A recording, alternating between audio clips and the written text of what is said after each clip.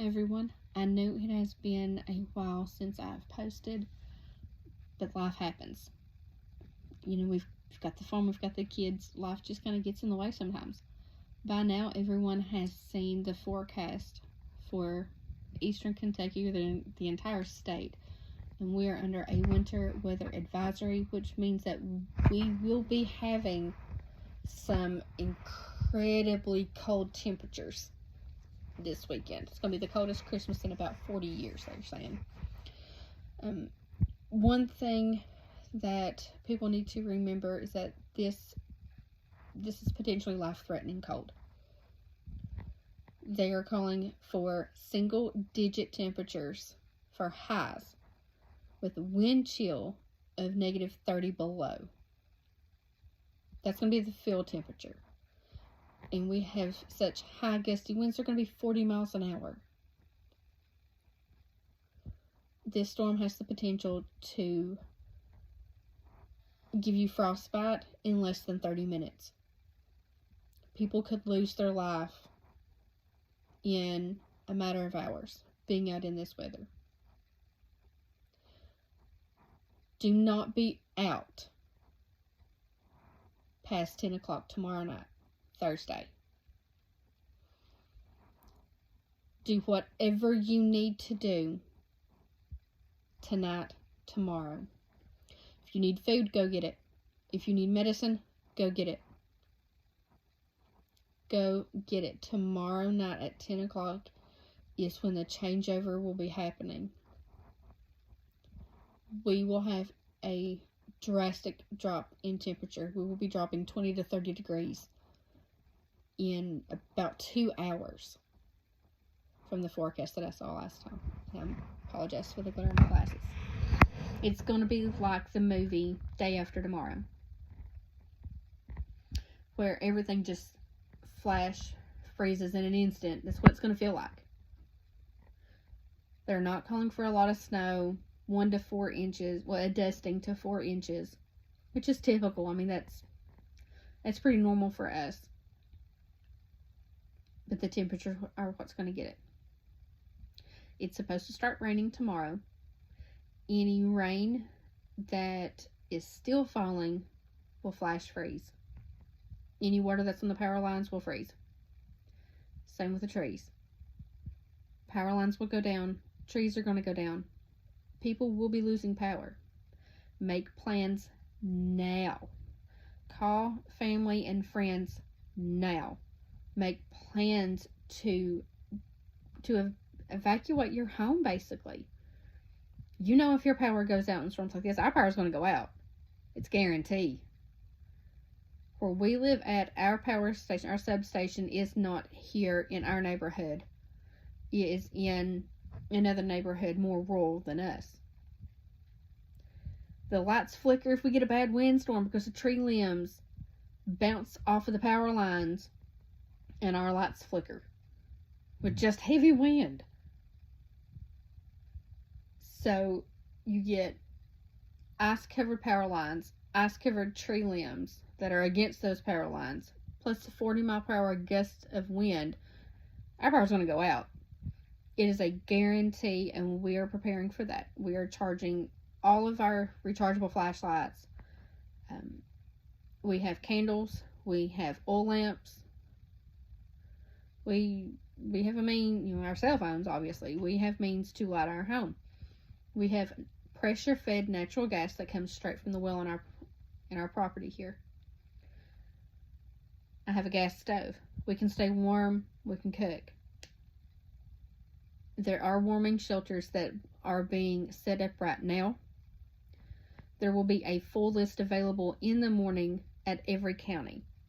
So if you're not sure about tonight, where anything is going, call your county judge executive's office in the morning, of whichever county that you're in, and they will have a full list, because it is ultimately up to them to decide where government offices open. Now, there are certain private businesses that are doing this as well, and I have a list of a few of them. So just make sure that you get up with somebody. If you don't have family and friends that have a secondary source of heat, whether it be a fireplace that's wood or natural gas, that has propane, that has kerosene heaters. Whatever you do, if you have a secondary source of heat, make sure that you are using it properly. Knocked over candles are the number one cause of house fires during this time of year.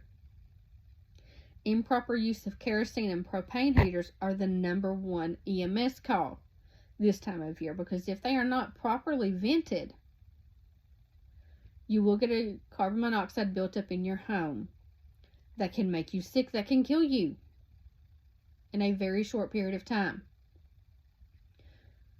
Now is not the time to be a first-time kerosene or propane heat use. Make sure that you know what you're doing, or get advice from someone who has used them multiple times before, properly, before you start using them. Roads are going to be shut down, not just because of the snow, but because of the ice accumulation. The calcium carbonate or carbide, whatever they use, the brine that they use, does not work in sub-zero temperatures.